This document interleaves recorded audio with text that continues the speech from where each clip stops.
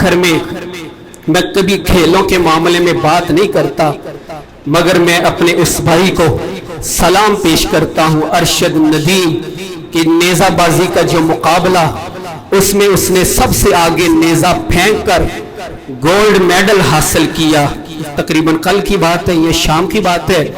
میں سلام اس لیے پیش کرتا ہوں، ایک تو یہ کھیل بڑی اچھی ہے، یہ کھیل کھیلنی چاہیے، نشانہ بازی، نیزہ بازی، اور دوسرا کفر کے گھر میں جہاں ساری پوری دنیا دیکھ رہی تھی وہاں ہمارے اس مرد مجاہد نے شکرانے کے طور پر سجدہ کیا۔ ایک تو پاکستانی تھا اس لیے ہمیں فخر ہے، مسلمان تھا اس لیے فخر ہے، سجدہ ریز ہوا اس لیے الحمدللہ فخر ہے۔ اللہ اسے سلامت رکھے، اور میرے بھائیو جوانوں فضول کھیلوں کی بجائے اچھی کھیلوں کو فروغ دے۔ اللہ عمل و اصلاح کی توفیق عطا فرمائے۔